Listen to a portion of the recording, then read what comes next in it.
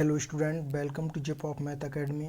आपने अभी तक चैनल को सब्सक्राइब नहीं किया है तो चैनल को सब्सक्राइब कर लें। इस चैनल के माध्यम से आर्मी अग्निवीर परीक्षा की संपूर्ण तैयारी कराई जा रही है। आइए बढ़ते हैं क्वेश्चनों की ओर। आज का टॉपिक रहेगा भौतिक विज्ञान। आज भौतिक विज्ञान के हम टॉप 100 क्वेश्चन लगाएंगे। आइए शुरू करते हैं। ये मोस्ट इम्पोर्टेंट क्वेश्चन है। तो क्वेश्चन नंबर वन है, कार्य की इकाई क्या है? कार्य का मात्रक पूछा है। तो कार्य का मात्रक क्या होता है? वो जूल होता है। नेक्स्ट क्वेश्चन है, प्रकाश वर्ष किसकी इकाई है? ऑप्शन ए में दिया है दूरी की, ऑप्शन बी में दिया है समय, ऑप्शन सी प्रकाश तीव्रता, ऑप्शन डी द्रव्यमान की। तो इसका करेक्ट आंसर रहेगा ऑप्शन ए। नेक्स्ट क्वेश्चन है, एम्पियर मात्रक है। ऑप्शन ए प्रकाश की तीव्रता का, विद्युत आवेश का, विद्युत धारा का, ऑप्शन डी चुंबकीय क्षेत्र का। तो इसका सही आंसर रहेगा ऑप्शन सी विद्युत धारा का। नेक्स्ट है, पारसेक इकाई है। ऑप्शन ए दूरी की, ऑप्शन बी समय की, ऑप्शन सी प्रकाश की चमक की, ऑप्शन डी चुंबकीय बल की। तो सही आंसर रहेगा इसका ऑप्शन ए दूरी की। नेक्स्ट है, ल्यूमेन किसका मात्रक है? तो ल्यूमेन मात्रक होता है वो ज्योति फ्लेक्स का होता है। इसका करेक्ट आंसर रहेगा बी। नेक्स्ट क्वेश्चन है, क्यूरी किसकी इकाई है? तो क्यूरी रेडियो एक्टिव की इकाई होती है। ये ऑप्शन ए इसमें सही रहेगा। नेक्स्ट क्वेश्चन है, दाब मात्रक है। Option A pascal, option B dyne, option C erg, option C D joule. तो इसका सही आंसर रहेगा ऑप्शन ए पास्कल। यानी दाब का मात्रक होता है वो पास्कल होता है। डायन ये बल का मात्रक है, जूल ऊर्जा का मात्रक है। ये बल का है, ये कार्य ऊर्जा ये इसका मात्रक होता है। नेक्स्ट है, कैंडला मात्रक है। कैंडला ज्योति तीव्रता का मात्रक होता है। इसका ऑप्शन रहेगा डी सही। नेक्स्ट है, जूल निम्नलिखित की इकाई है। जूल किसकी इकाई है? तो जूल है वो ऊर्जा की इकाई होती है। नेक्स्ट है, खाद्य ऊर्जा को हम किस इकाई में माप सकते हैं? खाद्य ऊर्जा को हम किस इकाई में माप सकते हैं? तो ये क्वेश्चन है, इसके ऑप्शन दिए हैं।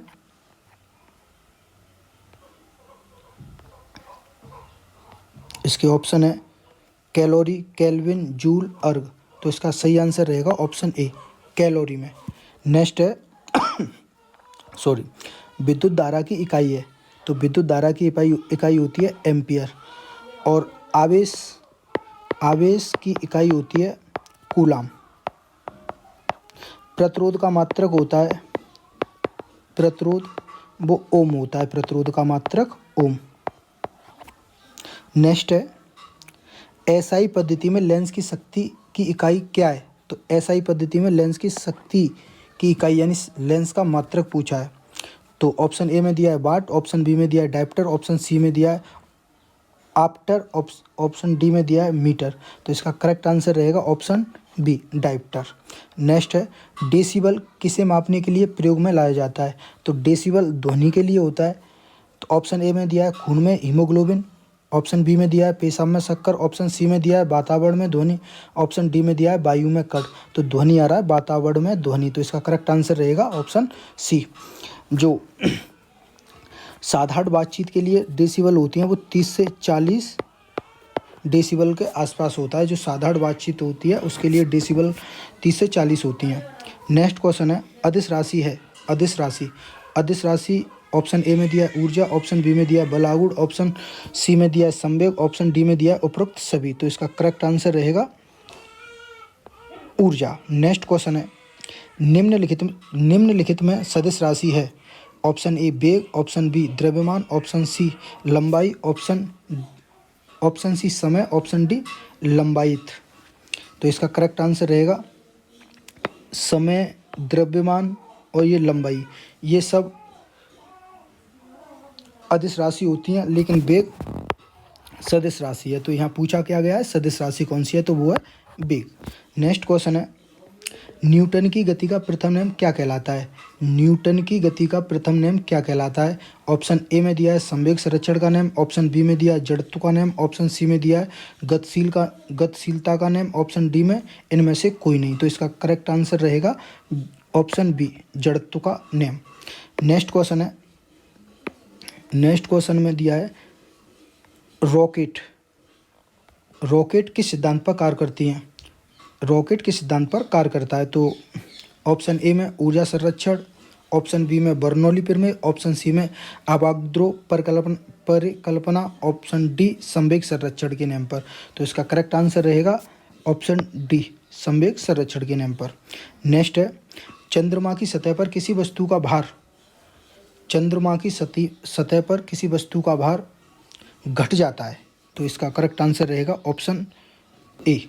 नेक्स्ट है यदि हम भूमध्य रेखा से ध्रुवों की ओर जाते हैं तो जी का मान, यदि हम भूमध्य रेखा से ध्रुवों की ओर जाते हैं तो जी का मान कम हो जाता है, यानी कम हो जाता है, जी के मान में कमी आ जाती है। तो इसका ए में दिया है बढ़ता है घटता है, तो इसका ये ऑप्शन ए, ऑप्शन बी सही रहेगा, ऑप्शन बी घटता है। इसके दो ऑप्शन और दिए हैं,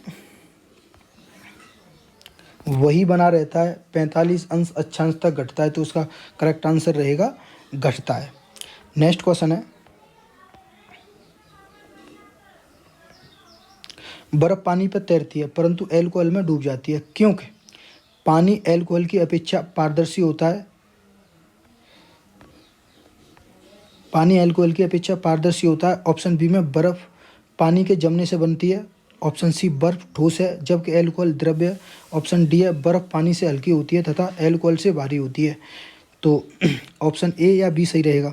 तो इसका करेक्ट आंसर रहेगा ऑप्शन डी, क्योंकि बर्फ पानी से हल्की होती है तथा एल्कोहल से भारी होती है, इसलिए इसका करेक्ट आंसर रहेगा ऑप्शन डी।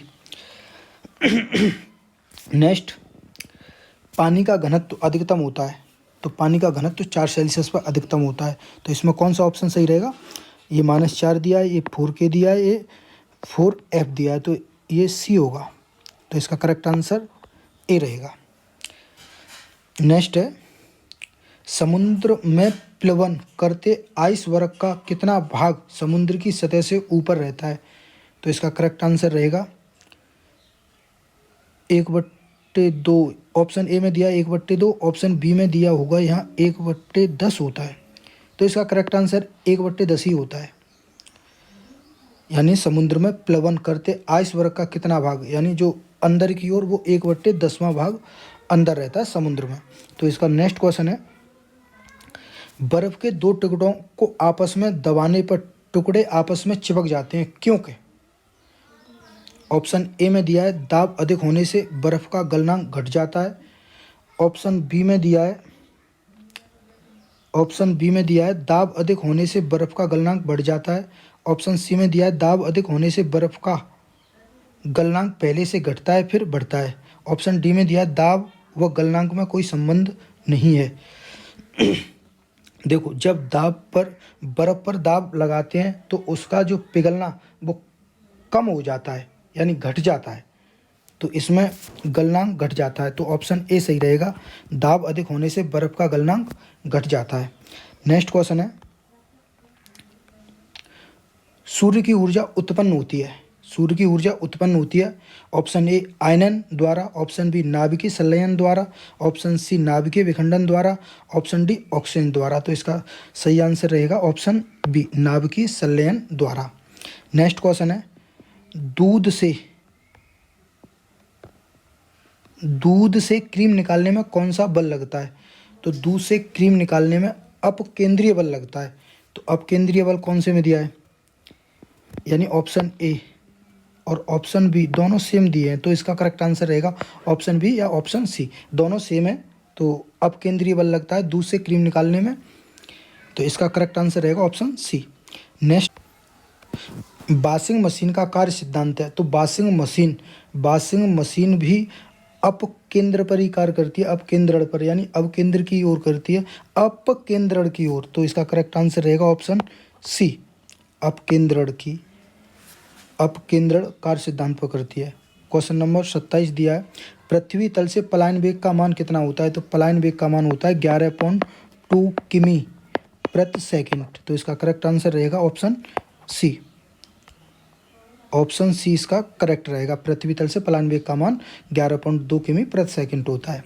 नेक्स्ट क्वेश्चन है, पृथ्वी के गुरुत्वाकर्षण का कितना भाग चंद्रमा के गुरुत्वाकर्षण के सबसे नज़दीक है? ऑप्शन ए में दिया 1/5, ऑप्शन बी में दिया 1/4, ऑप्शन सी में दिया 1/6, ऑप्शन डी में दिया 1/8। तो इसका करेक्ट आंसर रहेगा ऑप्शन सी 1/6। नेक्स्ट क्वेश्चन है, तेल जल के तल पर फैल जाता है क्यों? तेल जल के सतह पर फैल जाता है क्यों? ऑप्शन ए में दिया है, तेल जल की अपेक्षा अधिक घना है। ऑप्शन बी में तेल जल की अपेक्षा कम घना है। तेल का पृष्ठ तनाव जल की अपेक्षा अधिक है। ऑप्शन सी में दिया है, ऑप्शन डी में दिया है, तेल का पृष्ठ तनाव जल से कम है। तो इसका करेक्ट आंसर कौन सा रहेगा? इसका करेक्ट आंसर कौन सा रहेगा, जल्दी बताएं।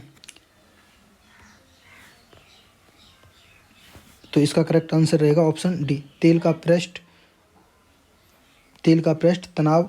पृष्ठ तनाव से जल से कम होता है, यानी तेल का पृष्ठ तनाव जल से कम होता है इसलिए।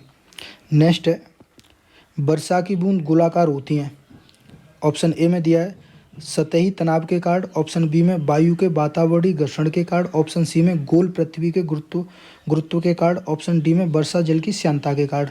तो इसका करेक्ट आंसर रहेगा सतही तनाव के कारण, ऑप्शन ए सही रहेगा इसका।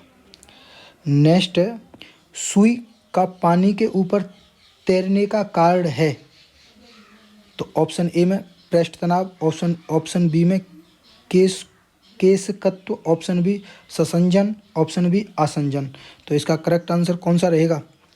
ऑप्शन ए पृष्ठ तनाव। नेक्स्ट क्वेश्चन है, कपूर के छोटे छोटे टुकड़े जल की सतह पर क्यों नाचते हैं? कपूर के छोटे छोटे टुकड़े जल की सतह पर क्यों नाचते हैं? तो ऑप्शन ए में दिया है पृष्ठ तनाव के कारण, ऑप्शन बी में श्यानता के कारण, ऑप्शन सी में कपूर का यह गुण है, ऑप्शन डी में जल के घनत्व के कारण। तो इसका करेक्ट आंसर रहेगा ऑप्शन ए पृष्ठ तनाव के कारण।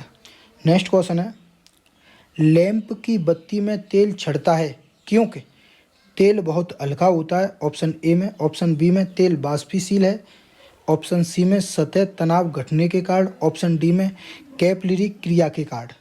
तो इसका सही आंसर रहेगा ऑप्शन डी कैपिलरी क्रिया के कारण। नेक्स्ट क्वेश्चन है, ये ऊष्मा से क्वेश्चन है, 1 किलो कैलोरी ऊष्मा का मान होता है। Option A 4.2 joule, option B 4.2 गुणा 10 की पावर 2 जूल, ऑप्शन सी 4.2 गुणा 10 की पावर 3 जूल, ऑप्शन डी 4.2 गुणा 10 की पावर 4 जूल। तो इसका करेक्ट आंसर रहेगा ऑप्शन सी 4.2 गुणा 10 की पावर 3 जूल। नेक्स्ट, निम्न में से कौन सा सही है? तो ये सूत्र दिया है टेम्परेचर चेंज करने का, यानी तापमान को बदलने का। तो ऑप्शन ए में दिया है F+32/9 बराबर C/5। तो देखो इसका करेक्ट आंसर रहेगा ऑप्शन बी। ऑप्शन बी इसका सही रहेगा। नेक्स्ट है, ताप के सेल्सियस पैमाने पर परम शून्य ताप होता है। Option A 0 Celsius, option B 32 Celsius, option C 100 Celsius, option D -273 Celsius. तो इसका करेक्ट आंसर रहेगा परम शून्य ताप का मान होता है वो -273 सेल्सियस होता है। मानव शरीर का तापमान 98.6 फ़ारेनहाइट होता है। सेल्सियस स्केल पर यह कितना होता है? तो सेल्सियस पैमाने पर यह होता है 37 सेल्सियस। इसका करेक्ट आंसर रहेगा ऑप्शन सी। नेक्स्ट क्वेश्चन है, पानी का घनत्व किस ताप पर अधिकतम होता है? तो पानी का घनत्व 4 सेल्सियस पर सबसे अधिक होता है। ऑप्शन बी सही रहेगा। नेक्स्ट क्वेश्चन है, नेक्स्ट में कह रहा है ऊष्मा का सबसे अच्छा चालक है, तो ऊष्मा का सबसे अच्छा चालक होता है चांदी। करेक्ट आंसर रहेगा ऑप्शन डी। नेक्स्ट है, कमरे में रखे रेफ्रिजरेटर का दरवाज़ा खोल दिया जाता है तो कमरे का तापमान ऑप्शन ए में दिया है घट जाता है, ऑप्शन बी में बढ़ जाता है, ऑप्शन सी में 0 सेल्सियस हो जाता है, ऑप्शन डी में अपरिवर्तित रहता है, यानी उस पर कोई प्रभाव नहीं पड़ता है। तो अगर जो रेफ्रिजरेटर होता है, रेफ्रिजरेटर को फ्रिज ही बोलते हैं, फ्रिज, अगर फ्रिज का दरवाज़ा खोल दिया जाए तो कमरे का टेम्परेचर बढ़ जाता है, तो ऑप्शन बी इसका सही रहेगा। नेक्स्ट है, पानी से भरे गिलास में बर्फ़ का एक टुकड़ा तैर रहा है, टुकड़े का पूरा पिघल जाने पर गिलास पानी का तल है, तो इसका तो करेक्ट आंसर सी रहेगा। यानी पानी से भरे गिलास में बर्फ़ का एक टुकड़ा तैर रहा है और टुकड़े का पूरा पिघल जाने पर तो गिलास पानी से भर जाएगा या घट जाएगा या अपरिवर्तित रहेगा, तो इसका करेक्ट आंसर रहेगा अपरिवर्तित रहेगा, उस पर कोई प्रभाव नहीं पड़ेगा। नेक्स्ट है, सूर्य की सतह पर ताप होता है, तो सूर्य की सतह पर 6000 के टेम्परेचर होता है, तो इसका करेक्ट आंसर रहेगा ऑप्शन सी।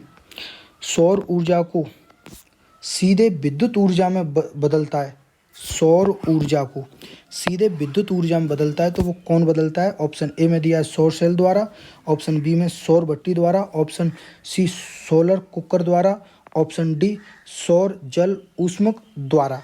तो इसका करेक्ट आंसर होगा कौन सा? ऑप्शन जल्दी बताएं, ऑप्शन ए या डी या बी?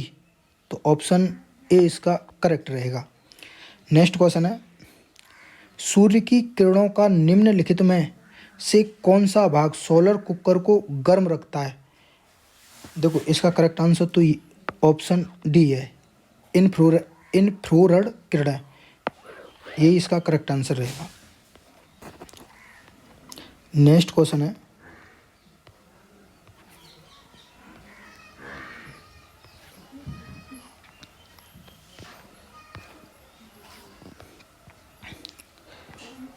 ध्वनि की चाल अधिकतम होती है, ध्वनि की, नेक्स्ट क्वेश्चन है जो 45 क्वेश्चन है, इसमें कह रहा है कि ध्वनि की चाल अधिकतम होती है, तो ऑप्शन ए वायु में, ऑप्शन बी जल में, ऑप्शन सी में दिया है जल, ऑप्शन बी में दिया निर्वात और ऑप्शन डी इस्पात में।